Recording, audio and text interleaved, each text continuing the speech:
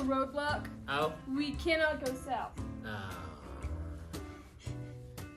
We can go to Florida? Which is obviously north from where we are. You're right. Just turn around. So we're making this all up as we go. So if you really like what you see, hey, we made that all up. And if you didn't like what you see, we made it up on the spot. You know what I mean? I was like, that's kind of a nice way of looking at it. It's if it worked, it's brilliant. If it didn't work, hey, we did our best, right?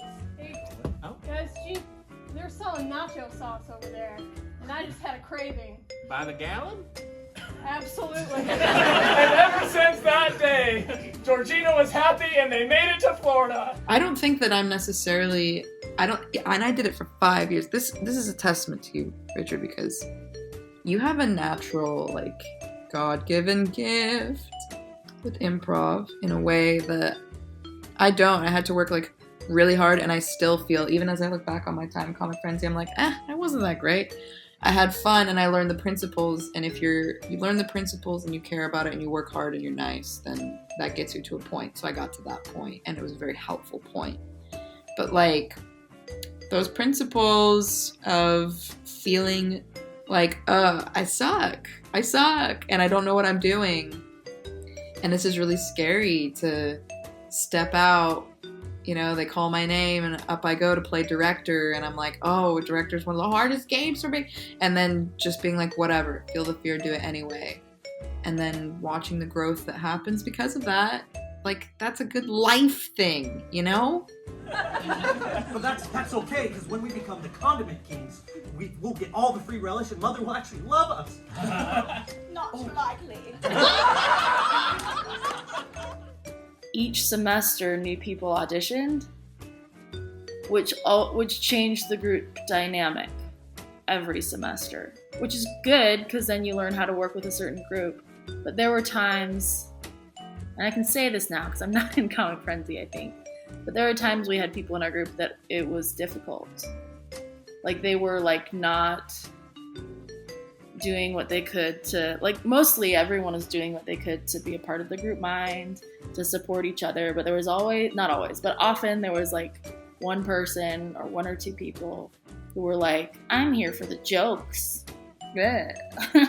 Or I'm here to not listen and just say whatever the hell I want to say. And that was difficult. So my brother and I don't know if my parents know this story and they're in the audience, but here we go. My brother and I, we used to do this fun thing where we'd take out knives and we'd throw them at each other and we'd catch them in between our hands. And one time I missed and it went into the wall.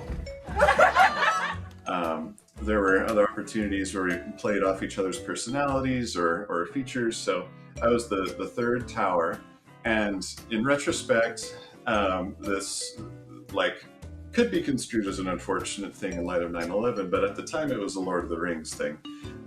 So, and like the black and the red kind of fit with that too, as the sinister villain theme.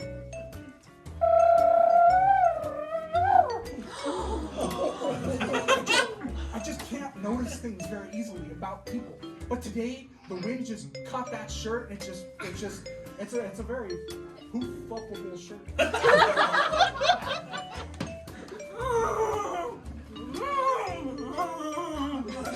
Oh, poof-uppable. You would say so. You're saying that to me. You're saying that to me. Oh, what? I first saw Comic Frenzy on a date, and it was a weird date, but Comic Frenzy was a good part of it. I didn't know anything about it at the time, but I went and I loved it, and I got called up for the game where they sing a song to you. And that was so funny, and I loved it, and I just thought it was hysterical. It's been 30 years since I've written a musical, but this Cinderella is going to be perfect. Okay? I need you to be Cinderella. It was very cheap entertainment, good date night, and so it brought in like a wide variety of people that could come together and laugh at all the same things that were kind of funny in our like very peculiar BYU-Idaho, Rexburg, Idaho environment. And it kind of brought the campus together in that way, I think. Okay, I need you to get started on the music. Lies! It's dangerous work. I like it. Lies. It's dangerous work. Get the scene!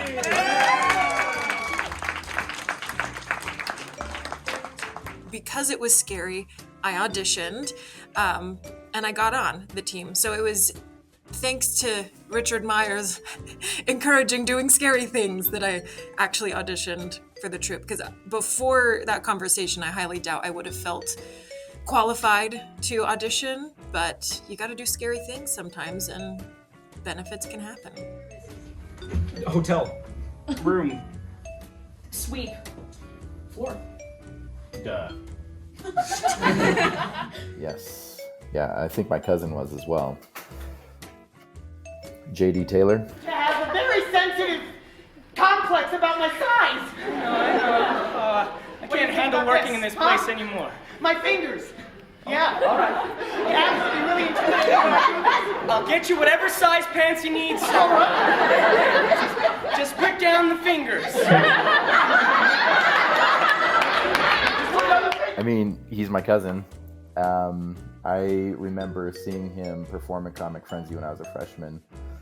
He would, I think they were like in the MC, the Man Warring Center, and I'd go see them, and I mean, I don't know what to say, because he, I mean, our age difference was pretty dramatic, I guess. I mean, I was a freshman when he was just finishing up his college career. I always remember, like, he was I idolized him. Like, he used to wear overalls, but with one of the straps undone. So I would wear overalls with one of the straps undone because I wanted to be just like him.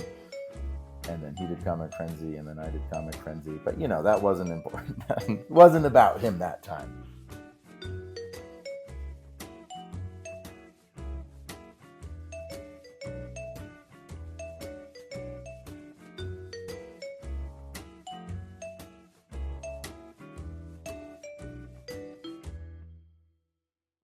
One of the alterations that I kind of put forth after a few years of kind of going back to our basics and kind of keeping it within that sort of whose line is it anyway kind of game show kind of feel, I got a little bit, and this is totally at the whim of the person sort of running it, right? I got a little bit tired of doing that and feeling like I was feeling stagnant as someone, right? I wasn't growing in my improv. Now, as students come through, they don't feel that because they're just there for the semesters that they are there. But when you're doing it for 7, 8, or 9 years, I was like, man, I'm feeling like I'm not growing. And so one of the things that I thought would be fun to play with is we kind of began to focus more on this is an art form, and we want it to be a theatrical art form. Everything we do is completely unscripted, so we don't even know what's going to happen. And so it's great to kind of be that way with the audience, so we can both experience that together. The complete improvisation of this show has been a hit with audiences every year. Also, it has been the audience's contribution within the show that has been the biggest factor in the show's success. Actor Jacob Rollins explained why. One of the greatest shows, I think, on campus, and it's so affordable to students and it's so easy to access, and there's just, I mean, it's good, clean comedy, which you don't really find a lot nowadays, and it's also just so personal, and the audience gets involved in it and they feel like they're a part of it. We really try and make sure that the audience feels at home and they feel comfortable, but they're also having a blast while doing it. And it certainly was a blast. From the Snow Black Box Theater, this is Jaron Walker, Scroll TV News. My final year at BYU-Idaho, I needed a job. I did not want to work at the Hoagie Yogi. I did not want to sell myself at the Plasma Center. So I opened The Box, live music, karaoke, and comedy club right there on Main Street. It used to be a golf tee store that sold advanced golf tees. And and they were going out of business, and so I gutted the place, put in a stage, painted the walls, and we sold hot chocolate, sodas, candy, and cupcakes.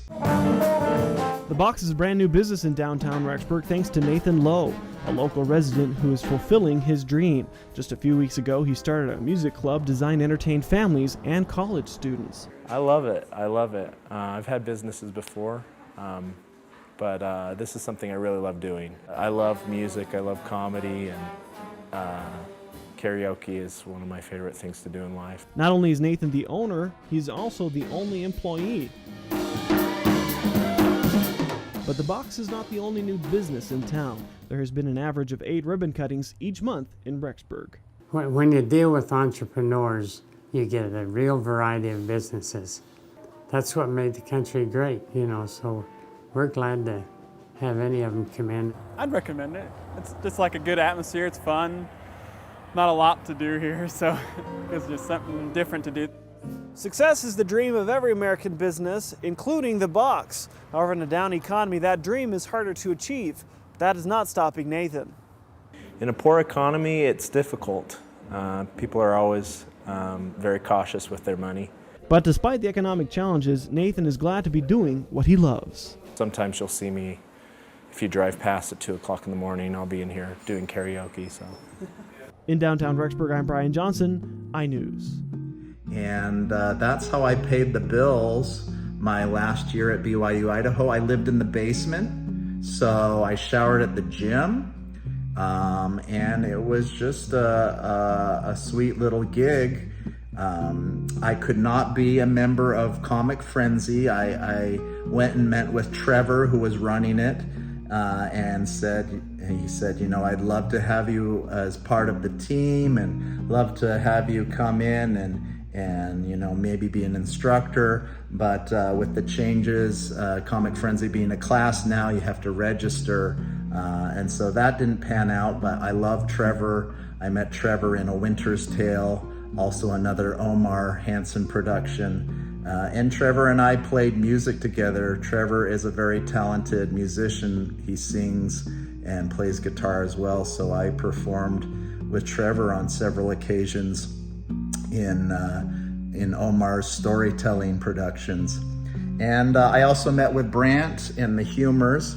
They were performing more long form and were performing in different venues. We actually talked about them performing at the Box a couple of times, and we also discussed maybe myself playing with the Humors.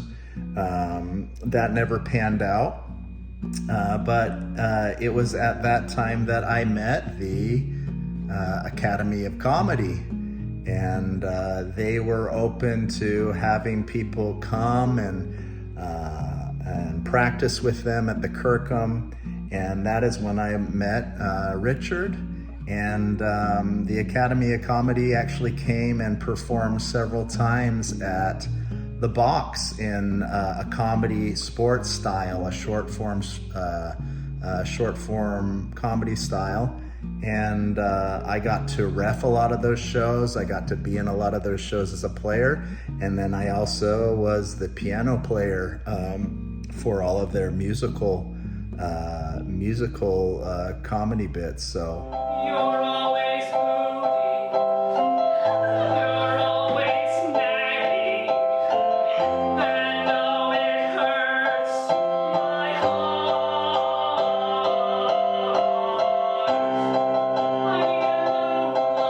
I love somebody to care for me. Someone who doesn't make those angry faces.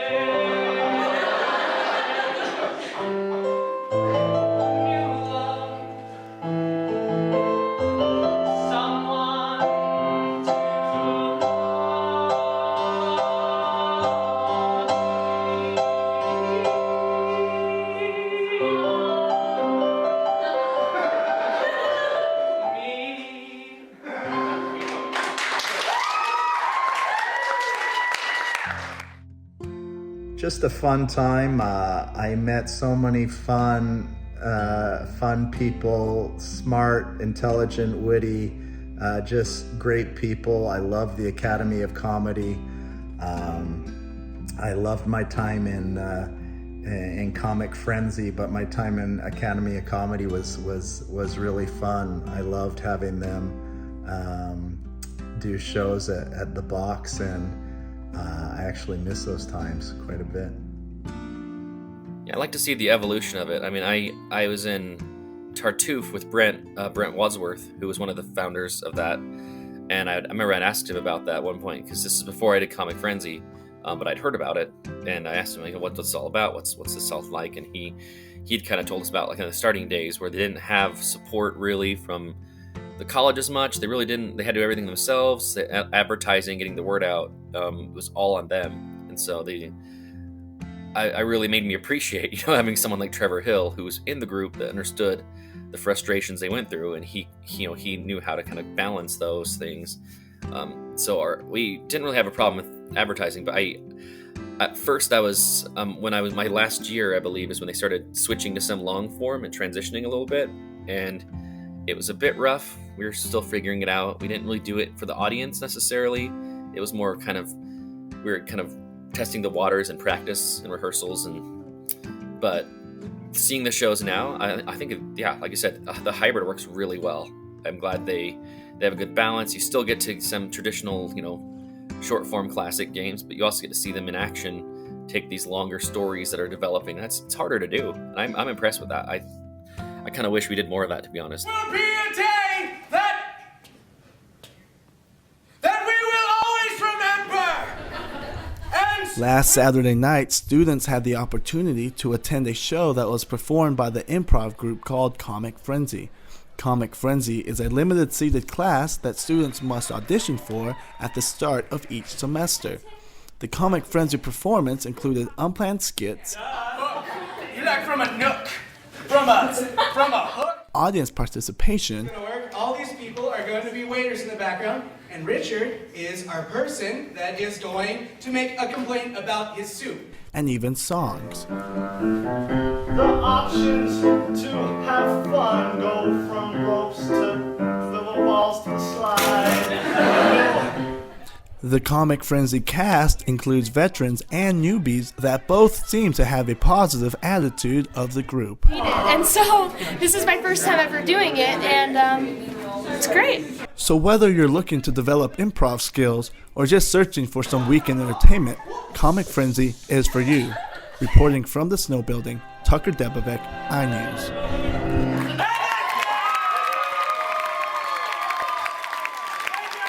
I feel like we could be more storyline driven, not so many because of that, and focusing on which raises the questions, finding those climactic turning points. Mm-hmm. Okay, good. Yeah, using the because of that's if they're helping propel the story forward. Because we can do 3, but we could do 20 too, if that's what we need to get to that question, to get to the best question. But it needs to be what's going to help move that story forward. I think also just making sure we really, really listen, because I know often I'm like trying to come up with ideas rather than listen. Yeah. But that's when the story gets confused, because one person says this person does it, and another thought they heard something else. And Yeah. And I know I do that all the time, and so I'm going to focus on listening better. And if we're listening, we can't be doing what? Pre-planning. Pre-planning, Bam. exactly.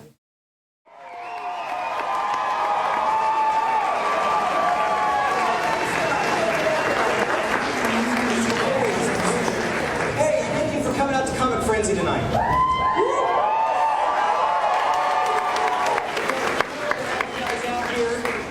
Comic Frenzy is thrilled. We've had a great day working with very special guest artists. You know her best from Whose Line Is It Anyway?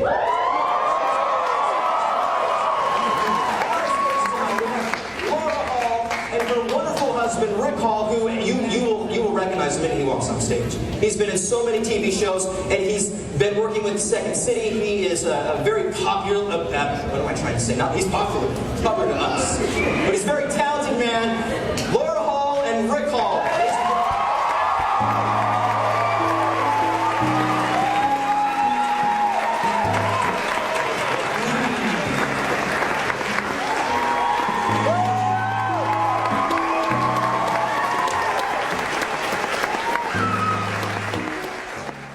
of my absolute favorite highlight moments, times of Comic Frenzy was the chance that we got to work with Laura Hall, of Whose Line Is It Anyway? Hayden Allred, I can't remember if he was like a member of Comic Frenzy at the time, but awesome guy, Hayden Allred, somehow like got in touch with her and got free tickets to go and see some live recordings of Whose Line. And me and a few other Comic Frenzy members were in California and able to go. And we went and saw a live recording, and it was, of course, incredible and so fun and electric. And we got to talk with her afterwards and ask her some questions, but it was through that connection that Hayden set up an opportunity for Laura Hall and her husband Rick to come to BYU-Idaho and do some workshops with Comic Frenzy.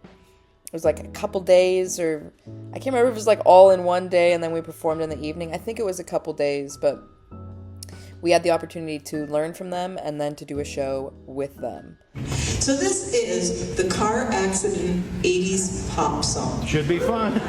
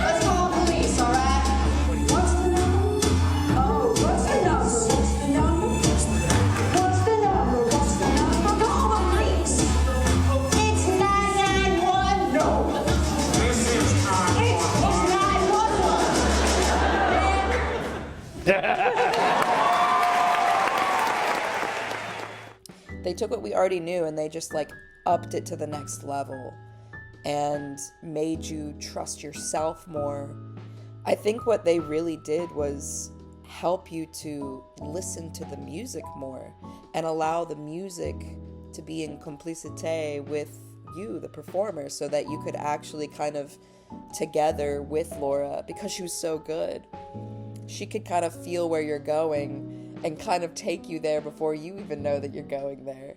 But if you're listening to the music and she's listening to you, like the scene and the music and all of it starts to kind of play itself, which of course is what you want. Like, that's group mind, but it's group mind with your music person too.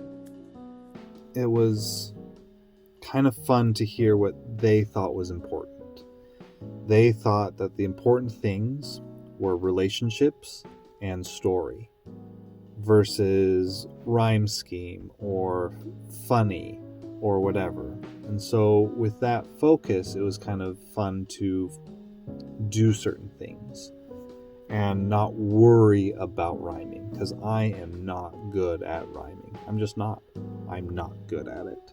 Like when I was on stage and I did Bartender, and Laura was just behind the piano. Like, I wasn't sure what I was going to do, what I was going to say, but whatever she did, like, I said things and I sang things, and it's probably one of the highlights of my whole improv career was Bartender at BYU-I with Laura Hall.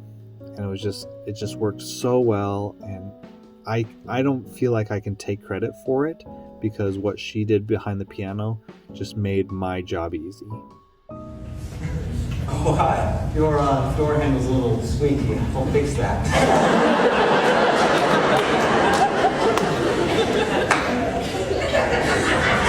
I'll give you one on the house. You know what? That's my show. Fine. I can help!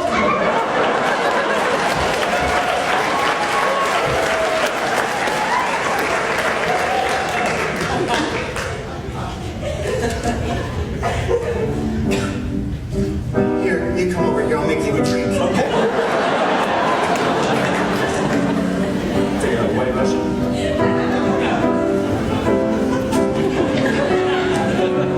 Hey there.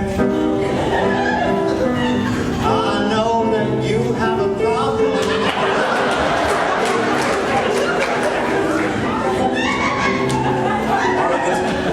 This is my wife left me last year. I was having trouble.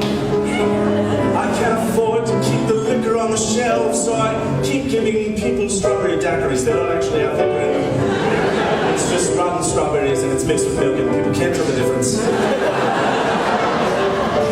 Help me please, I'm going under. I don't have any money. This drink alone costs $20. Did you find that?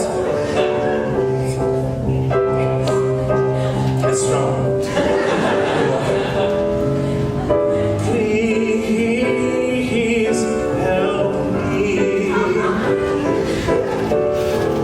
I grew up as a bartender. I know what to do. I can get all the money, then give it to you. I just like helping you out. How about we go to the town together? I'll pay for anything you want. Then I'll stay here. You have fun. Oh, it was just so fun, and I remember just kind of being in awe the whole time of both Rick and Laura because, yeah, they were upping our game just by very simply and easily bringing themselves to the room. I remember Rick being obviously so funny, but he was the one who kind of emceed our show for us, and it was cool seeing how an MC is also a player, that he could kind of see where you're going. I remember being in a scene with somebody, I think it was Sing It, and I said something really strange and random. I can't remember, there was like this whole phrase that I said, and then he was like, yeah, sing that. Almost being like called out of like, that was, you know that you just pulled that out of your butt. Like, so I'm gonna make you like commit to that now. It was this beautiful feeling of complicité, of like my MC has got me and my music person has got me. And so I'm about to step out on a limb and just go, you know. And it was a beautiful moment that like I won't forget.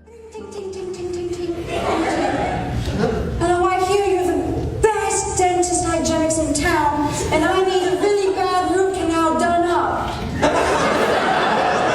Well, I've just hired this woman. Perhaps she can help me. I bet she knows everything about my jaw and everything.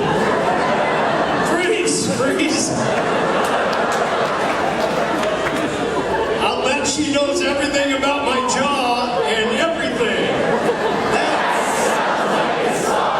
That's kind of stupid, but it sounds like a song.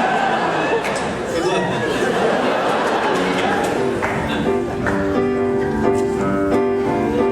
I'll bet she knows about my jaw and everything. I can tell by the way you look, you're blonde. I can tell these things I know will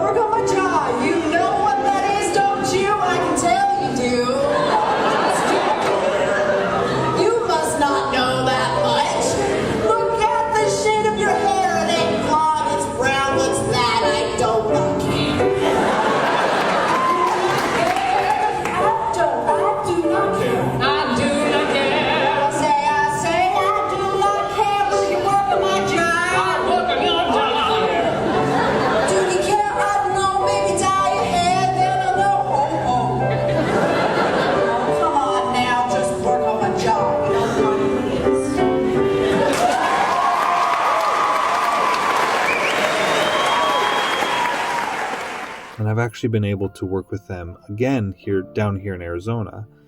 And when I actually had a moment just kind of to talk with them one-on-one, I was like, hey, I've worked with you before. You probably don't remember me, but I was up at BYU-Idaho, and Rick's face just lit up.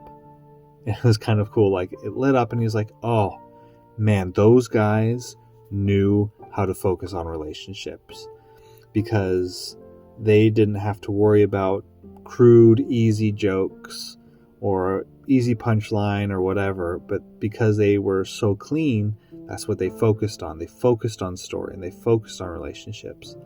And I took that as such a compliment, because these professional people remembered us for kind of being clean and focusing on certain things. I was going to say that because, like, usually when something would come out, I would be like, I have no idea why that did, you know, because it really is the group mind. Like, I think at some level you're just like, Jesus, take the wheel, and it just, things happen, you know, and you get ideas from other people and have your own random things, and it's just in the ether. Listen, I know the work around this office. I've been coming around here all the time. You may have not seen me because I'm in a disguise. Remember the man that came in that was blind? I've been here all along, and you need me. You need me, sir. You need me. That was you? Give me the job, baby. Give me the job, baby.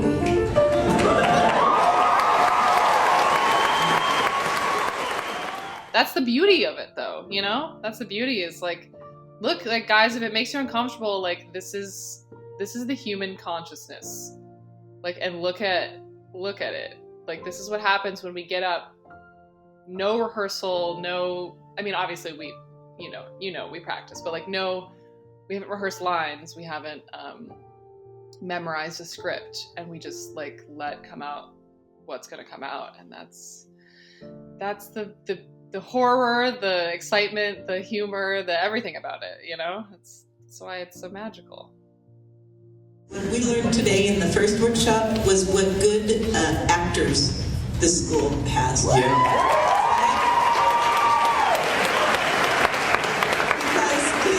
improv and good acting go together. Sometimes people think that it's like so separate, you know, but good actors make good improvisers, and you guys all did a great job this morning, so, as well as this afternoon. This CF shirt that I have on was the year when Laura Hall had came to BYU-Idaho, and so we had Rick and Laura Hall, and we got to do a special improv with them, and that was a lot of fun. I learned a lot from them.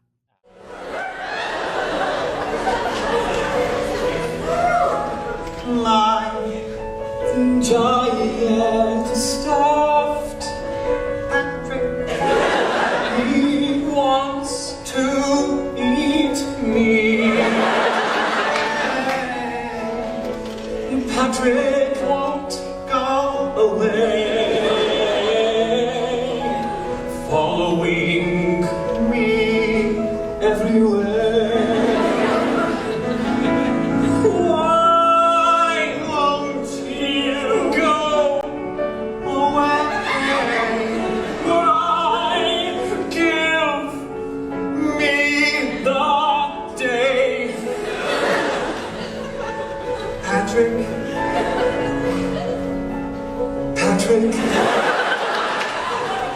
stuffed Patrick.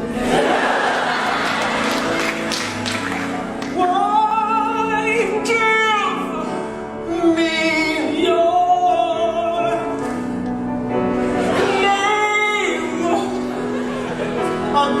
again? Patrick, won't you please go away today? Scary Patrick, creepy Patrick, smooth Patrick, today.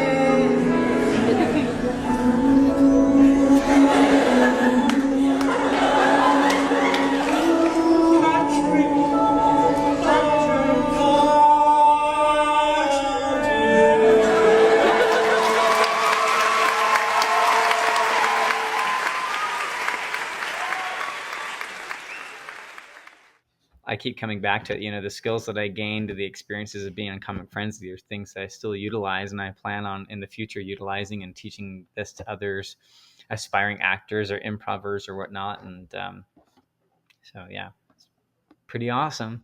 Yeah, I've seen the group, change drastically. There was one year where I don't think there was any original people from my first audition that came back. So, and it was, I loved it.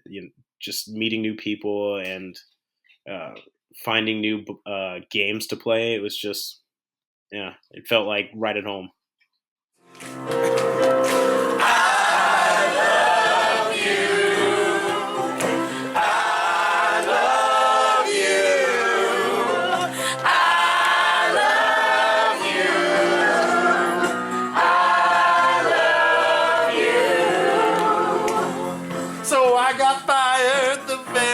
Day, I had to sit and pack up my locker.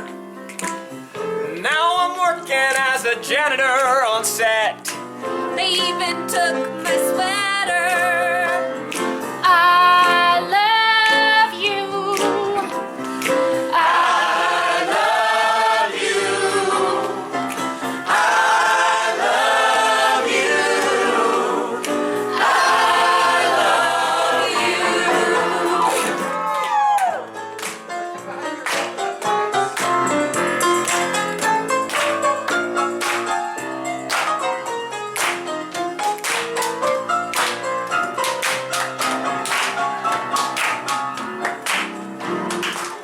Yeah, no, it was interesting. I mean, everybody was supportive and they gave me a lot of love coming in. But I remember my first season, I feel like there was like a culture like barrier or misunderstanding or miscommunication in some scenes.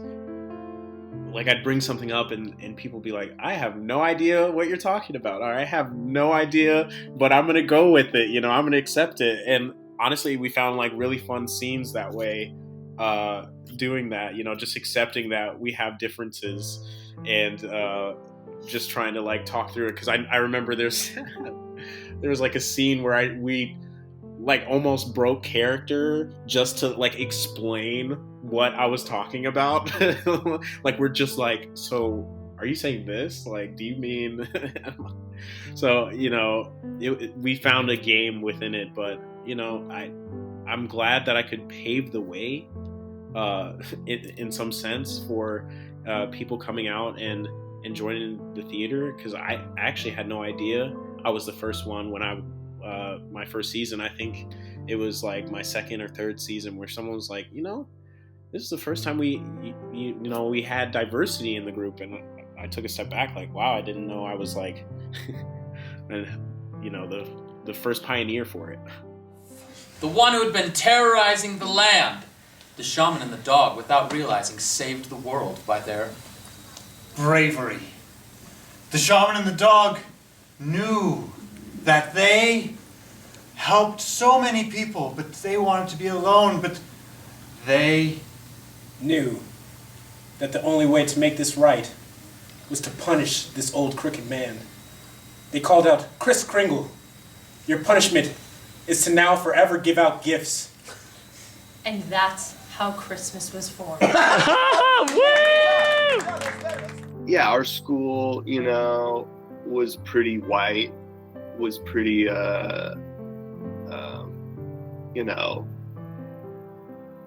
it's pretty white, I guess. I don't know what else to say. I mean, why is it? Well, we know why. Women don't go into comedy very much, and part of that is they're not given the opportunity to. And Comic Frenzy was a place where if you were a girl on the team, you were maybe one of two girls. I believe it's changed now, but because the times they are changing, as they always do.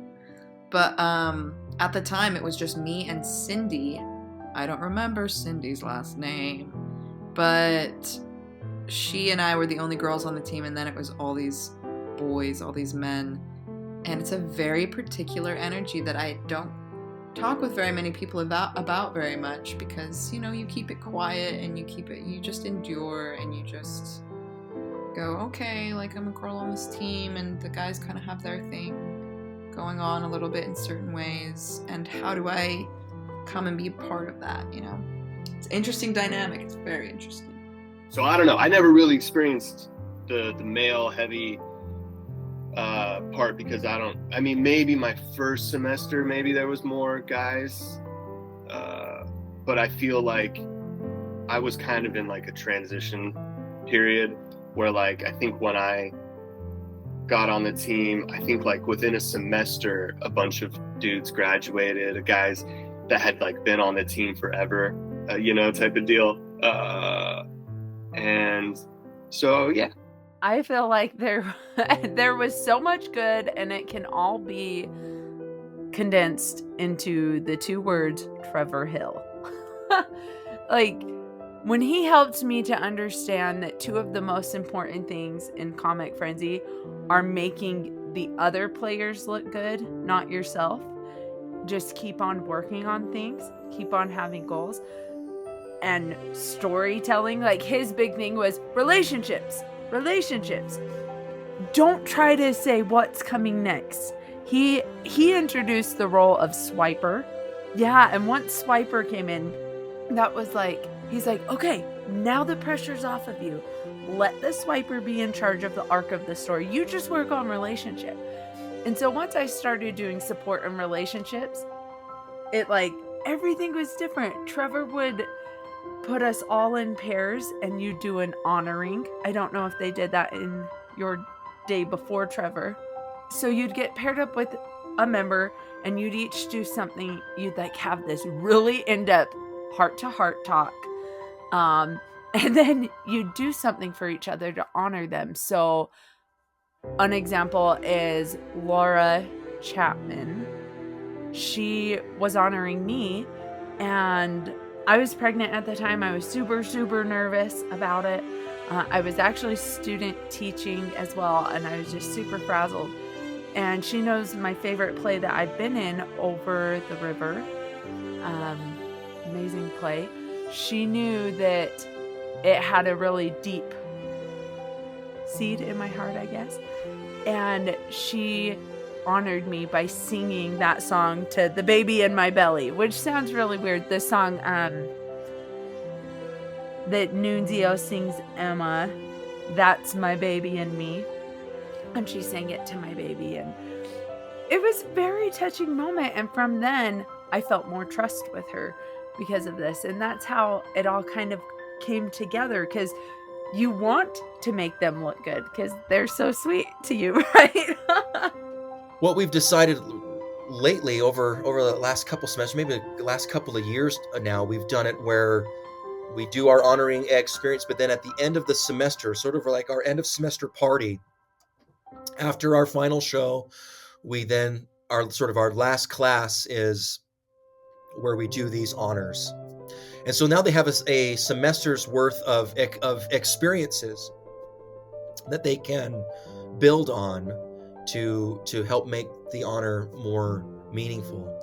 And it's really beautiful. It's really fun to watch at the end of the semester, and even prior to that, like when we would do it right afterwards, people were really people have really taken the honoring seriously, which I'm pleased with. I'm really pleased that we get they're always very thoughtful.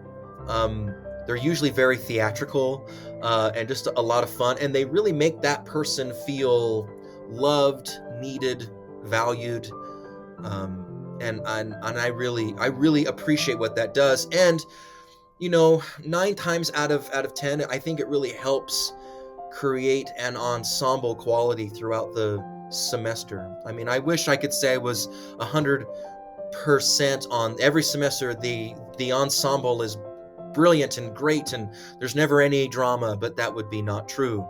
But for the most part, I think it really helps and aids with the sense of trust and commitment and unity that one needs for a good improv team. I've seen other improv groups where it's almost the gag is that they're throwing each other under the bus, like, and that's the gag, and it's hard to watch because it's not camaraderie. It's like everyone trying to make the other one look like a fool. Eden kind of skips her way in. You can tell she's going to be some sort of little Girl Scout cookie seller type thing. Knocks on the door. Anne-Marie opens up the door, and she just says, "Oh, you came back," as you know, like a boomerang. And nobody else really laughs at that joke, but up in the top of the rafters, you can hear Trevor, who's watching it from afar, cackling away. Just this Phantom of the Opera, laughing at everything, because it was such a great hit that missed so hard, because it was just perfect that we knew it was funny, but nobody else really got the joke at the moment. They kind of laughed, but it was just, I love that moment, just to hear the singular, iconic Trevor Hill laugh just echoing through the black box. I would say because, well, a huge part because of Trevor and the professionalism with which he runs the group. It's never about who you are or your seniority or what shows you've been in or whose favorite you are. It's literally about everybody working as a team to make something amazing, which I think is the goal of any professional theater production, is to forego ego and just, create and put the focus on the art and not on necessarily the people. And I felt that's what Comic Frenzy did, was that they were like, let's see how far we can push the bounds of improv. Let's see what we can create. When I was there, that was when he first introduced long form improv, which was so beautiful. We made some really cool, amazing things because we got rid of that restriction of it has to be this short, funny shtick and made it into, hey, what kind of art and drama and what can we make that's a cohesive whole piece of theater, And that was really cool because it wasn't always funny. Sometimes it was really sad. Sometimes it was really meaningful and dramatic. And that was cool because you didn't have to be just kind of slapstick and funny. You had that freedom to do whatever. How does it make me feel that we're coming up to a 20-year anniversary of Comic Frenzy? So happy. I love Comic Frenzy. I think it's like a really unique group and setup for college. People, I'm sure on campus, other improv groups are like, they're kind of elitist. I'm like, well, we have specific things we want to learn and get better at. And we have a really specific goal to have this group mind and supporting each other and utilizing this also in our theatrical lives, right? And doing justice to improv by being honest and not going for the gimmick, and that's really important to us. So we have a team where that's really important to us. And that's who we cast. We cast people who are going to be part of this group and a group mind kind of idea. And raising the stakes, finding some new fun things. What else was working well? Nothing. I like the specific assumptions that were being made, ages. There were some very specific ages. Texas, think, where are we? What do we do? Cattle ranchers, barns, very specific things were thrown in. That's nice. Yeah. And those just add fuel, right? You've got basement dwellers. You've got the liberal child of a conservative family. Fun stuff. Yeah, really fun things that you can play with.